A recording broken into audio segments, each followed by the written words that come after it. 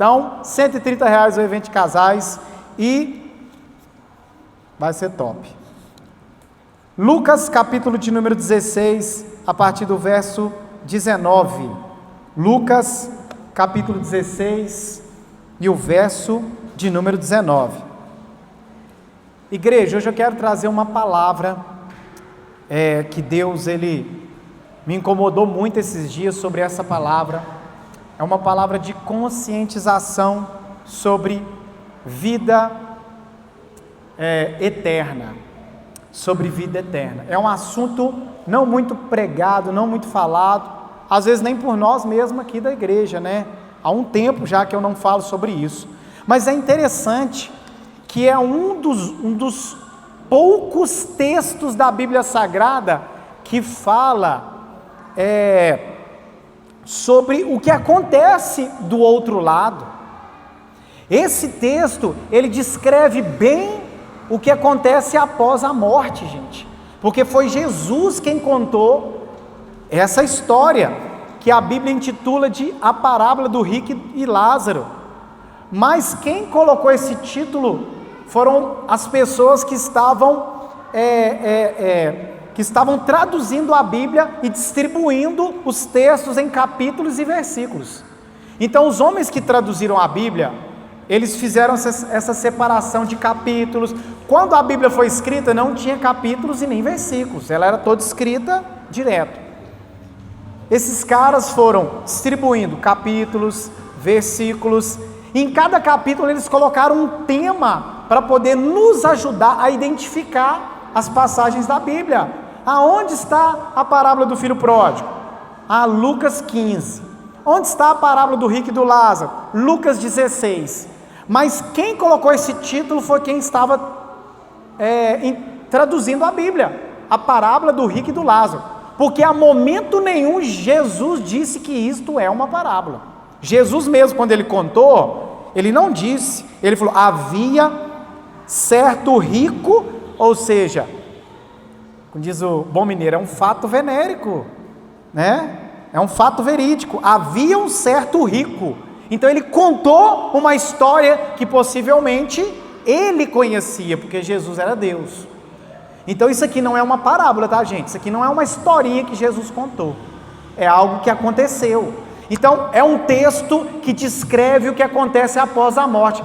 Quem crê que existe vida após a morte, diz amém. E foi Jesus quem contou. Então hoje nós vamos falar sobre a vida após a morte.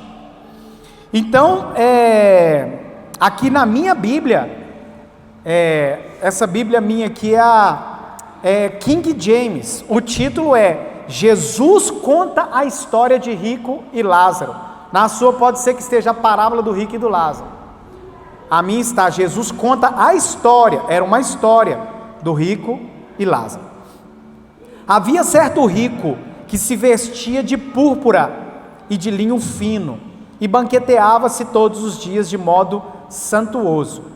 E havia certo mendigo chamado Lázaro, que ficava em sua porta, cheio de chagas, e desejava ser alimentado com as migalhas que caíam da mesa do rico. Além disso, cães vinham lamber-lhe as chagas. E aconteceu que o mendigo morreu e foi levado pelos anjos para o seio de Abraão. E o rico também morreu e foi sepultado. E no inferno, ele ergueu os olhos, estando em tormentos, e viu de longe Abraão e Lázaro em seu seio. E clamou e disse: Pai Abraão, tem misericórdia de mim, e mande que Lázaro molhe a ponta do dedo em água e me refresque a língua, pois estou atormentado nesta chama. Mas Abraão disse: Filho, lembra-te de que em vida recebestes teus bens, e Lázaro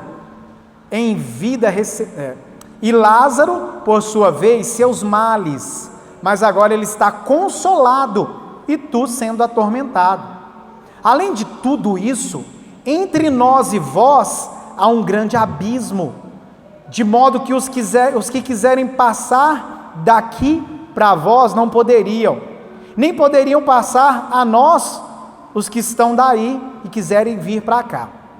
Então disse: suplico, portanto, Pai, que o envies à casa de meu pai, pois tenho 5 irmãos, isto para que lhes dê testemunho, a fim de que não venham também para esse lugar de tormento.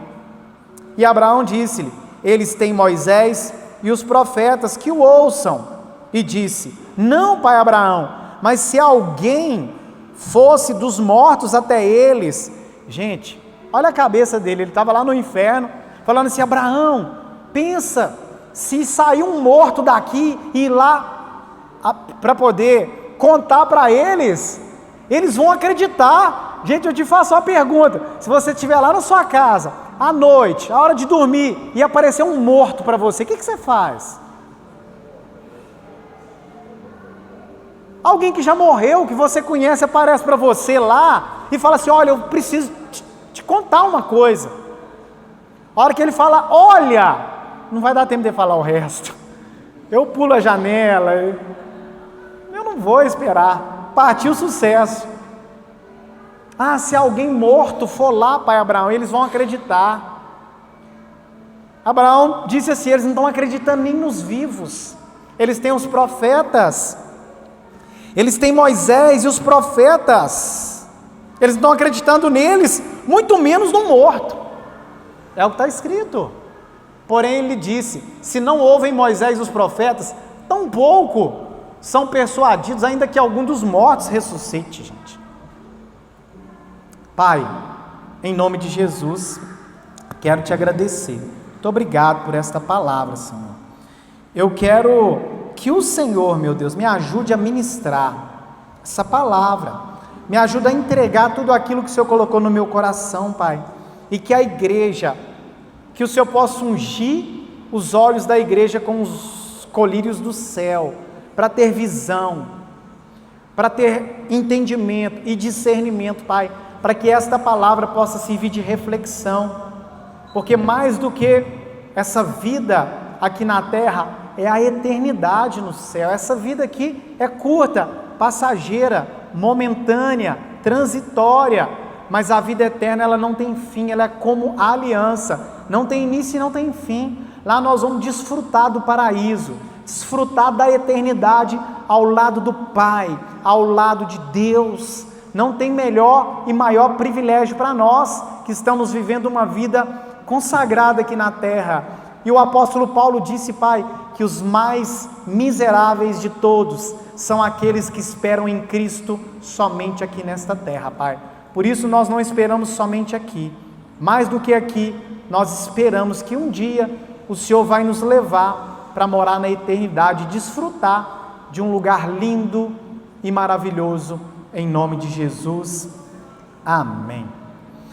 Então, pessoal, eu quero colocar um título aqui nessa mensagem aqui, o perigo de tomar decisões tarde demais. Diga comigo: o perigo de tomar decisões tarde demais. Gente, esse texto então ele nos mostra o que acontece do outro lado, a vida após a morte. E o que eu acho interessante é que quando você vai a um cemitério, você já foi a um cemitério, eu já fui a um cemitério, quando a gente chega ali no túmulo, tem algumas plaquinhas ali, não sei se você já observou que em alguns túmulos tem uma placa com uma mensagem que eles deixaram sobre a vida daquela pessoa que faleceu, uma plaquinha com uma frase, uma mensagem, e aquela plaquinha se chama epitáfio. Quem já ouviu falar dessa plaquinha chamada epitáfio? Essa plaquinha está ali no túmulo, e aquela plaquinha ela está ali com uma frase resumindo a vida daquela pessoa que faleceu. Em uma frase eles resumem toda a vida de alguém e coloca naquela plaquinha chamada epitáfio. E eu te faço uma pergunta nessa noite: você já parou para pensar o que eles vão escrever no seu túmulo quando você morrer? Qual é a frase, qual é a mensagem que será escrita no seu túmulo? Se pudesse, eu acredito que se nós pudéssemos colocar uma placa no túmulo do apóstolo Paulo, eu acredito que eles iam colocar aquela frase que ele deixou no final da vida: combati o bom combate. Eu acredito que seria a frase escrita no túmulo do apóstolo Paulo. E se você não sabe, no túmulo de Jesus tem uma frase escrita lá na plaquinha, no epitáfio dele, tem uma plaquinha escrito lá: ele não está aqui, ressuscitou ao terceiro dia. Tem uma placa escrita lá no túmulo de Jesus, está escrita lá, né? Mas a minha pergunta é, a pergunta que não quer calar é: qual a placa, qual a frase que eles vão escrever, que vai resumir a sua vida e vão colocar no seu túmulo? Gente, eu quero contar uma história para iniciar essa mensagem. No ano de 1866, um homem chamado Alfred Nobel, esse homem, ele inventou a dinamite, e ao inventar a dinamite, isso lhe rendeu muito dinheiro e muita fama. Gente, esse homem, ele registrou mais de 350 patentes, ele criou ali, criou em 20 países laboratórios, ele instaurou ali 20 países laboratórios, 90 fábricas de explosivos e munições, e ele se transformou num homem muito famoso, porque ele criou e inventou a dinamite. E a invenção da dinamite, gente, foi algo incrível. Mas por outro lado, havia uma tristeza no coração de Alfred Nobel. Por quê? Porque ele não criou a dinamite para destruição em massas de pessoas. E isso fez com que ele ficasse muito triste, porque eles pegaram dinamite e usaram para destruir pessoas em massa. E isso trouxe uma tristeza muito grande para o coração dele. Gente, aconteceu que um dia, um jornal francês fez uma matéria um tanto quanto confusa, porque o irmão de Alfred Nobel, Ludwig, ele faleceu. O irmão de Alfred morreu, né? E aquele jornal francês achou que quem tinha morrido era Alfred. Eles confundiram os irmãos, né? Então eles pensaram que Alfred Nobel tinha morrido, e então eles fizeram uma matéria e escreveram naquela matéria em granados. Olha o que estava escrito naquela matéria: o mercador da morte morreu. O título da matéria era: o mercador da morte morreu. E gente, Alfred, mais vivo do que nunca, quando ele pegou o jornal e foi ler, ele começou a ler sobre a sua morte. Ele falou: ai, gente, que negócio é esse? Eu não morri. E eles confundiram, porque quem havia morrido era Ludwig, o seu irmão. E ele pegou e começou a ler aquela matéria que supostamente era da sua morte, e o título da matéria era: o mercador da morte morreu. E ele ficou apavorado com aquilo, gente, porque ele pensou assim: gente, quando eu morrer, é isso que eles vão colocar no meu túmulo? O mercador da morte morreu? O mercador da morte, né? Ele pensou: quando eu morrer, eles vão colocar lá no meu túmulo o mercador da morte. E ele pensou assim: eu não posso permitir que isso aconteça. Eu não posso permitir que quando eu morra, eles escrevam essa frase no meu túmulo, porque eu criei o dinamite, mas não fui eu que inventei essa forma de destruir pessoas e nações com bombas.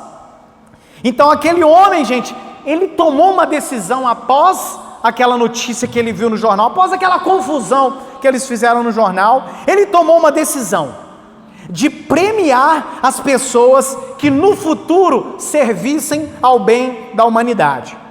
Gente, Alfred Nobel, ele deixou uma herança de 32 milhões de coroas, né? Que é a moeda sueca, é o dinheiro da Suécia. E essa herança, gente, foi para a criação de uma instituição que teria a finalidade, né, de recompensar pessoas todos os anos que prestassem grandes serviços à humanidade. E esse homem morreu. Após um tempo, Alfred Nobel morreu. E às vezes, Você nunca ouviu falar de Alfred? É a primeira vez que você está ouvindo falar dele, né? Mas às vezes você já ouviu falar do Prêmio Nobel. Quem aqui já ouviu falar do Prêmio Nobel? Você já ouviu falar? O Prêmio Nobel surgiu através de Alfred Nobel. Ele tomou essa atitude, ele teve a oportunidade de saber o que as pessoas iam escrever sobre ele na sua morte, por causa desse engano que aconteceu no jornal. Então o que ele fez? Mudou a sua história. Os anos se passaram, né? Eu falei aqui de 1895, mais de um século se passou, gente, mais de 100 anos se passaram. E Nobel hoje não é conhecido como o homem que criou o dinamite, mas ele é conhecido como o homem que criou o Prêmio Nobel. Porque ele mudou a história dele, ele conseguiu mudar a história dele e deixar um legado marcado em uma história maravilhosa. Olha, gente, que interessante, sou eu que estou escrevendo a minha história, as pessoas vão apenas resumir a história que eu escrevi, elas vão resumir a minha história num túmulo. Então eu não sei qual é a história que você está escrevendo sobre você, mas saiba que a história que você está escrevendo sobre você, no seu túmulo ela vai ser resumida em uma frase. Talvez até aqui a sua história seja pior, talvez até aqui o seu passado seja horrível, mas quem sabe hoje você entrou aqui e vai tomar a decisão de começar a escrever uma nova história para você. Quem sabe a partir de hoje você vai sair daqui, iniciar uma nova história e escrever um futuro glorioso sobre a sua vida, onde as pessoas vão resumir em uma frase e colocar no seu túmulo. Você pode mudar a história daquilo que eles vão escrever no seu túmulo. Gente, a Bíblia nos fala de um rei chamado Jorão. Está em 2 Crônicas 21 e 20, diz: tinha Jorão 32 anos quando começou a reinar, e reinou 8 anos, e morreu sem deixar de si saudades. E eu te faço uma pergunta muito linda: quando você morrer, você vai deixar saudades? Ou quando você morrer, você vai deixar um graças a Deus? Estava fazendo hora extra aqui na terra e devendo hora lá do outro lado. Eu te faço uma pergunta: o que você está construindo para as pessoas escrever ao seu respeito? Suponhamos que você morreu hoje, e a igreja vai se reunir. Você morreu hoje, nós vamos reunir aqui para fazer um culto fúnebre e pensar em uma frase que nós vamos escrever para colocar no seu túmulo. O que você acha que a igreja vai escrever sobre você? Aqui jaz um homem de Deus. Ou quem sabe, nós vamos reunir e falar assim: gente, quem vai substituir essa pessoa agora na igreja? Porque essa pessoa era incrível, ela era maravilhosa, ela é insubstituível. Meu Deus, e agora que essa pessoa partiu, quem poderá nos defender? O que nós vamos fazer agora? Não existe ninguém aqui nessa igreja que consegue substituir essa pessoa. Ou quem sabe vão dizer: já foi tarde. Ou quem sabe vão dizer assim: ih, fulano morreu, agora as fofocas na igreja já era, acabaram-se. Gente, ao contrário de Alfred Nobel, foi aquele rico de Lucas 16. Deus, gente, Ele dá oportunidade para todos. Aqui o rico e o Lázaro tiveram vidas diferentes, mas oportunidades iguais. Gente, eu e você, nós podemos ter vidas diferentes, mas as nossas oportunidades que Deus nos dá, elas são iguais. Tanto para o rico quanto para Lázaro, Deus deu oportunidades diferentes, iguais para eles. Eles tiveram vidas diferentes, mas oportunidades iguais. Lázaro era uma pessoa que vivia num estado deplorável, cheio de feridas, os cães o lambiam, mas o rico não temia ao Senhor, antes ele desprezava a palavra de Deus, e ele não foi, gente, ele não foi para o inferno porque ele era rico, ele foi para o inferno porque ele deixou que a riqueza o afastasse de Deus. Porque a Bíblia diz que o amor ao dinheiro é a raiz de todos os males, mas a Bíblia não diz o dinheiro é a raiz de todos os males. Não é o dinheiro é uma bênção de Deus, é o amor ao dinheiro. Quando nós colocamos amor no dinheiro, aí isso vai atrair todos os males possíveis para a nossa vida. Então não é o amor ao dinheiro.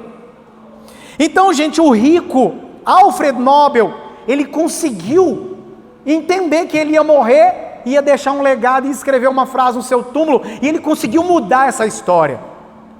Mas o rico da parábola do rico e do Lázaro, ele tomou uma decisão tarde demais, ele deixou para tomar decisões depois da morte. Então esse homem tomou algumas decisões no inferno. Coloca aí para mim, por gentileza. Esse homem, ele tomou algumas decisões, mas gente, olha que triste, gente. O rico deixou para tomar algumas decisões bacanas, mas ele deixou para tomar essas decisões no inferno. Então olha que interessante, a primeira decisão que ele tomou no inferno, coloca aí para mim por gentileza, a primeira decisão que o rico tomou no inferno, de olhar para cima. Verso 23 diz, no Hades, a Hades é a tradução, uma tradução mais bonitinha de inferno. Então no inferno, ele ergueu os olhos. O que é erguer os olhos, gente? Ele, quem sabe ele estava de cabeça baixa, ele abriu os olhos e olhou para cima. Ele ergueu os olhos, ele abriu os olhos.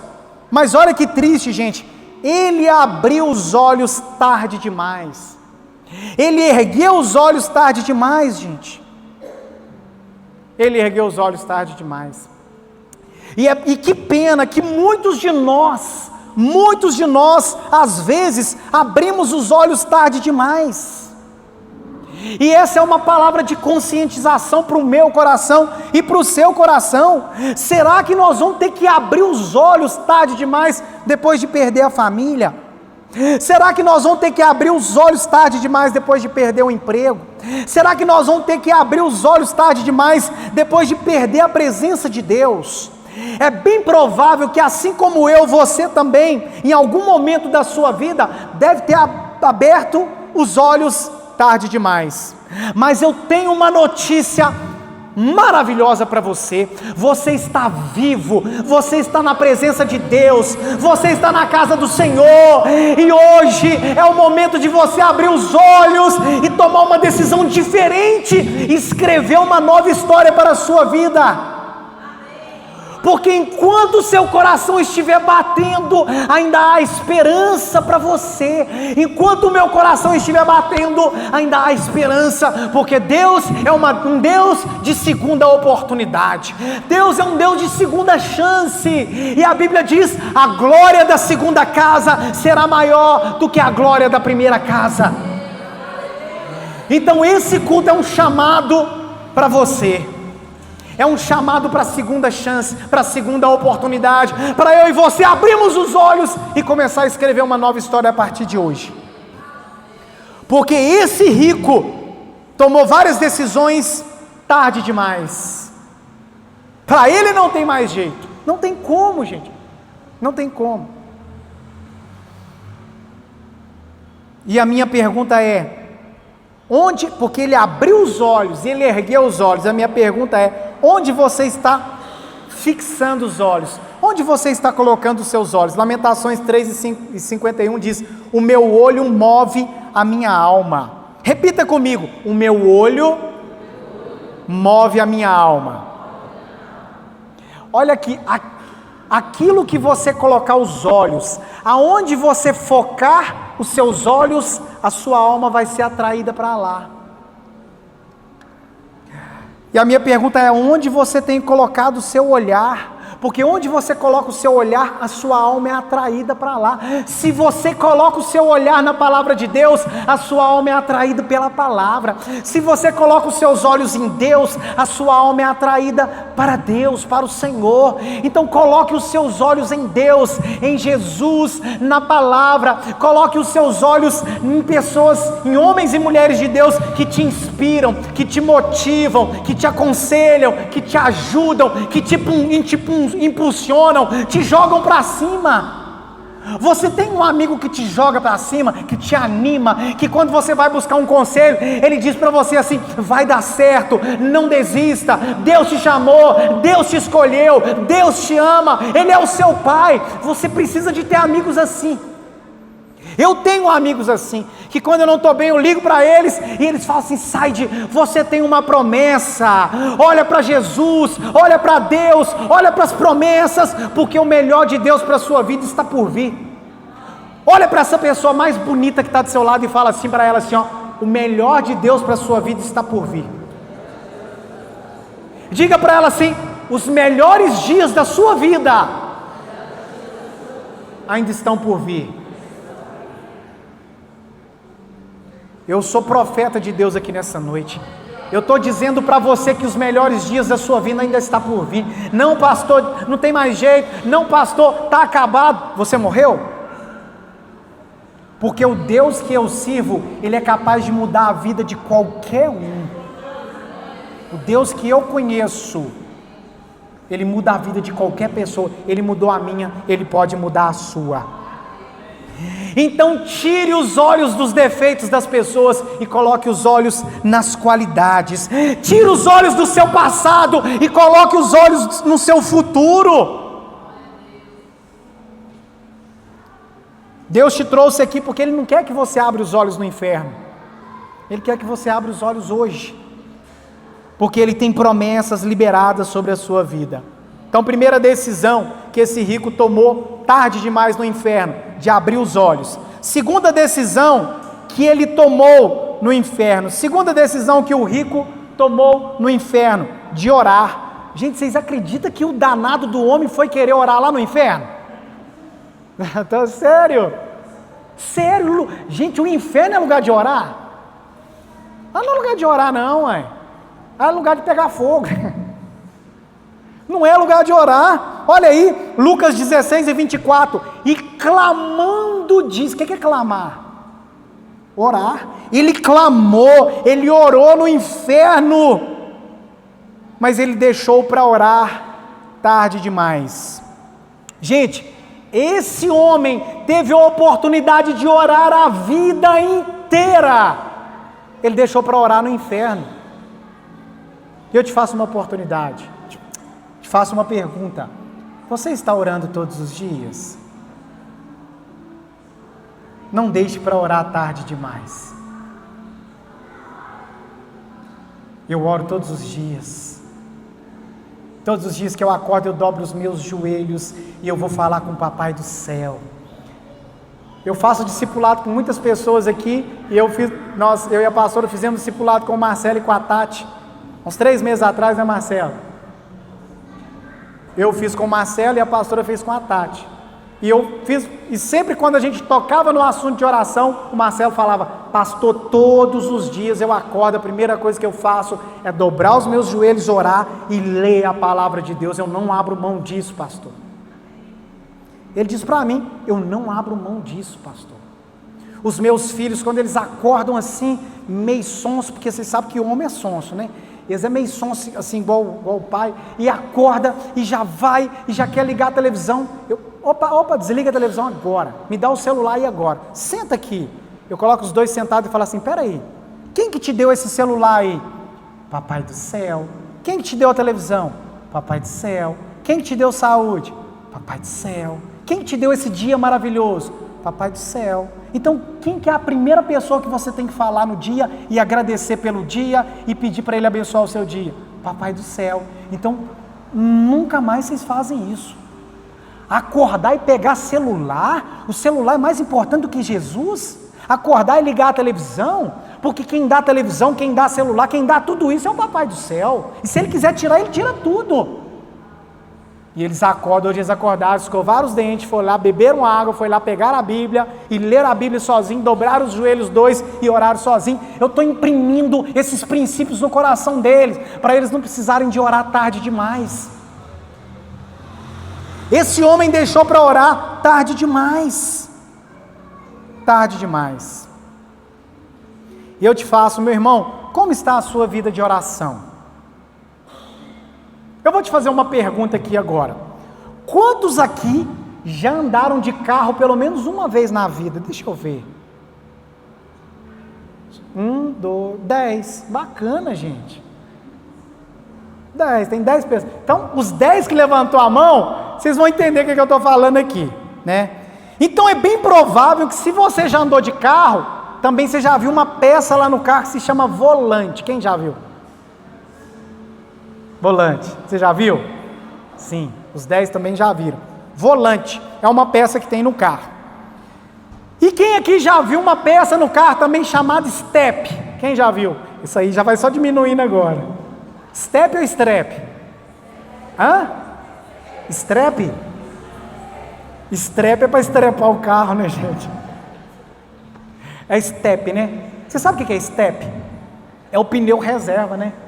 É o pneu reserva que fica no porta-malas, fica lá no porta-malas. É o pneu reserva, se chama step. Então eu citei aqui duas peças que tem no carro: o volante e o step, né? Então, vamos supor que a nossa vida é um carro. Vamos fazer uma analogia aqui. Suponhamos que a nossa vida é um carro. Então, se a sua vida fosse um carro, a oração seria o volante ou o step? Porque o volante, você manuseia ele o tempo todo. O step, você só usa ele quando precisa muito. Aí eu te faço uma pergunta: a sua vida de oração é um volante que você manuseia o tempo todo, você ora o tempo todo, ou é um step que você só usa quando você precisa muito?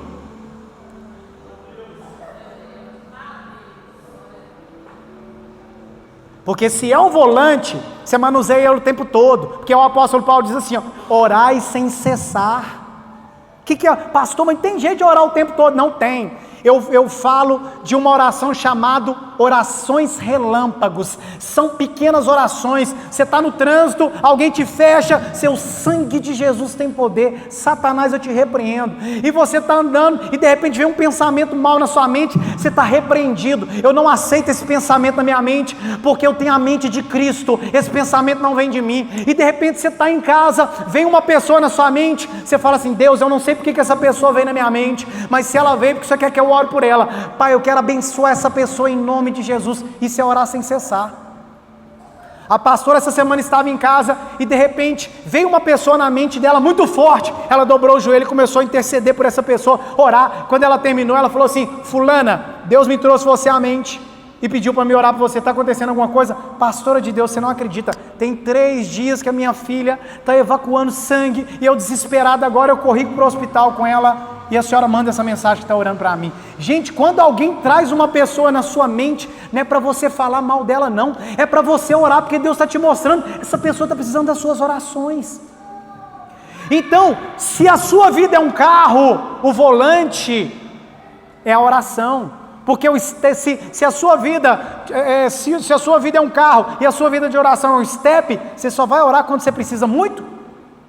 Só quando você precisa muito você usa o step? Você vai se estrepar a qualquer hora. Sim.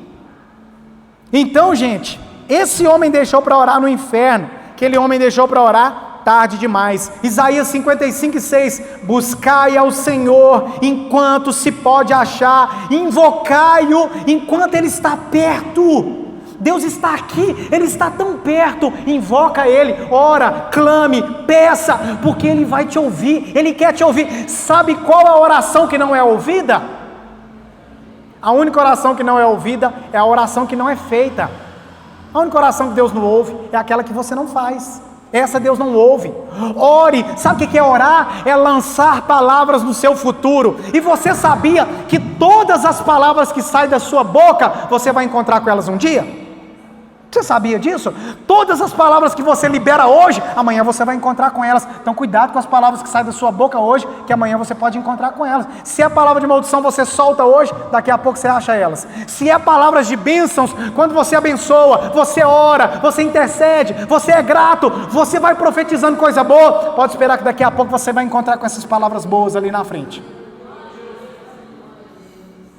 Porque liberar palavras é construir um futuro a partir das suas palavras. Você sabia que o seu futuro está sendo construído a partir das suas palavras? Sabe o que é profecia? Profecia é construir um futuro com palavras. Você sabe o que o profeta Ezequiel fez no vale de ossos secos? Deus levou ele no vale de ossos secos, falou assim: Ezequiel, tem um vale de ossos secos, cheio de osso no chão, poderão viver esses ossos? Oh Deus, tu sabes, o Senhor é Deus, o Senhor sabe de tudo. Então começa a profetizar vida, vida, vida, vida, e ele começou a liberar palavras, e ele foi construindo, de repente ele construiu um exército que se colocou de pé com palavras. Ele construiu um exército com palavras que ele foi liberando da boca dele. Imagina o que você pode construir na sua vida com palavras. Construa a sua família com palavras de bênção, construa os seus filhos com palavras de bênção, construa a sua empresa, abençoa a sua empresa todos os dias, abençoa a sua família, sua esposa, seu marido, seus filhos, vai abençoando, vai liberando palavras, que você vai construir o seu futuro com palavras. Você sabia que a oração é a respiração da alma? Orar. Quando você ora, sua alma respira. E quando você não ora, morre asfixiado. Então você precisa orar, porque a oração é a respiração da alma. Verso 27 e 28, olha o que ele disse: Pai Abraão, me deixe ir lá em casa, os meus irmãos, falar com eles, para que eles não venham para cá. Olha o desespero dele. Jeremias 33:3 diz: clame a mim e responder-te-ei, anunciar-te-ei coisas grandes e profundas que não sabe. Levanta a mão você que amanhã vai acordar pela manhã e começar a dobrar os joelhos e orar todos os dias e falar com o Papai do céu. Glória a Deus, glória a Deus. Terceira decisão que ele tomou tarde demais. Ele reconheceu Abraão como autoridade espiritual no inferno. Quando estava na terra, ele não tinha respeito pelas autoridades espirituais, não tinha respeito por Abraão, não tinha respeito por ninguém. E ele foi se lembrar disso lá. E nós vemos pessoas que não têm respeito nenhum pelas autoridades, gente. Eu vejo na lata gente falando mal de polícia militar, de polícia civil, de policial penal. Gente, as pessoas falam mal das nossas autoridades militares, mas quando o ladrão quer roubar a sua casa, a primeira pessoa que você liga é para eles. A gente fala mal deles, mas na hora que precisa, a gente liga para eles. 190, pelo amor de Deus, acorde aqui, porque eu estou sendo assaltado, porque está acontecendo uma briga aqui, a gente liga para eles. A gente fala mal do pastor, mas quando a gente precisa, a gente liga e fala: pastor, ore por mim. Não precisa nem de você pedir, a gente já ora sem pedir. A gente já ora sem você pedir, a gente já está em oração por você. Seus pais te deram a vida. Sua sogra, tem gente que fala mal de sogra, gente. Ai, Jesus. Pega ele, Jesus. Quem fala mal de sogra, cospe no ventre da mulher que gerou o amor da sua vida. Eu vou repetir. Quem fala mal de sogra, cospe no ventre da mulher que gerou o amor da sua vida. Não fale mal da sua sogra. Se não tem nada para falar, fica calado. Se você não tem nada para falar da sua sogra, faz uma coisa, ore por ela. Senhor, recolhe a tua serva. Brincadeira da gente. Essa nem eu não aguentei. Minha sogra, eu oro por ela, mas não assim, né, sogrinha? Esta igreja ama você, viu? Todas as vezes que eu briguei com a minha esposa, ela ficou do meu lado, gente. É sério? Aproveitar que a pastora não está aqui, vou falar até mesmo. Gente, ela não assiste depois não. Gente, todas as vezes que eu e a pastora brigou, ela me defendeu. Ela ficou do meu lado. Ela jejuou por mim nas nossas brigas. Ela orava para mim no meio das brigas.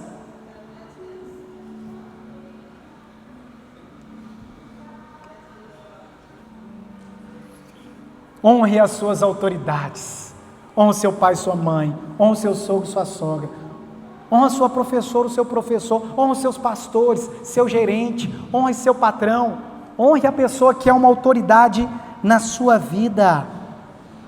Quarta decisão e última que ele tomou tarde demais. Oh, meu Deus do céu. Eu vou falar de novo, porque tem visitante aqui, né, gente? Gente, é o quarto tópico que eu já estou encerrando, viu?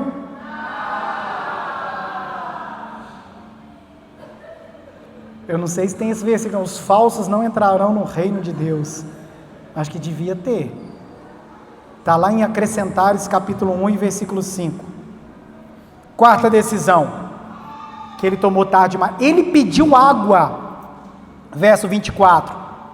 Pai Abraão, tem misericórdia de mim e mande para que Lázaro molhe a ponta do dedo e toque na minha língua, porque eu estou sendo atormentado nessa chama. Aquele homem estava com sede, pedindo água para aliviar a sua sede, para aliviar a sua dor. Mas nesta noite, eu quero falar de uma água, que se aquele homem tivesse bebido aqui na terra, eu tenho plena convicção que ele não tinha ido para o inferno. Certeza. A água do batismo. Se ele tivesse experimentado a água do batismo, ele não tinha ido para o inferno. Ele não tinha ido.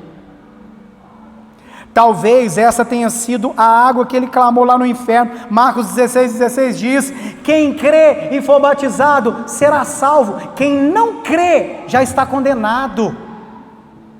Já está condenado. E agora é a hora de você tomar a decisão de tomar da água do batismo. Você não precisa tomar essa decisão tarde demais, porque hoje você tem a oportunidade de dizer: pastor, eu quero me batizar, eu quero passar pelas águas, eu quero imergir nas águas, porque eu quero me tornar uma nova criatura. Eu quero me tornar uma nova criatura. Agora é hora de você tomar essa decisão. Deus deu para aquele homem muita riqueza, mas ele amou mais a riqueza do que as pessoas. Ele amou mais a riqueza do que as pessoas, mas nós temos que amar as pessoas e usar as riquezas. Tanto que lá no inferno ele queria usar Lázaro. Pai Abraão, manda Lázaro molhar o dedo lá na água e trazer para mim, manda Lázaro. Ele queria usar Lázaro lá no inferno, mas ele tomou essas decisões tarde demais. Mas Deus nos trouxe aqui hoje, fica de pé. Deus nos trouxe aqui hoje para a gente tomar as melhores decisões das nossas vidas na presença dEle. Você está aqui hoje e hoje você tem a oportunidade de tomar ótimas decisões. Você tem a oportunidade de sair daqui hoje e falar assim: eu hoje tomo a decisão de pedir perdão para aquela pessoa que eu estou sem falar com ela há tanto tempo. Hoje eu vou tomar a decisão de me redimir com alguém que eu magoei. Hoje eu vou tomar a decisão de entrar num propósito de oração e todos os dias dobrar os joelhos e orar 5 minutos e ler um capítulo da Bíblia, mas eu não saio de casa sem ter o meu tempo de oração. É uma decisão que eu vou tomar hoje. Eu não quero tomar essa decisão tarde demais de orar, de ler a Bíblia, de buscar mais a Deus. Eu quero tomar uma decisão de frequentar uma célula, de pertencer, de me batizar, de ser membro da igreja. Eu quero tomar a decisão de voltar a servir, porque eu servia na presença de Deus e há tanto tempo que eu não sirvo mais, e Deus te trouxe aqui hoje para você tomar a decisão de começar a servir novamente. Deus está te chamando para tomar decisões de qualidade, porque decisões de qualidade vão te levar a uma vida de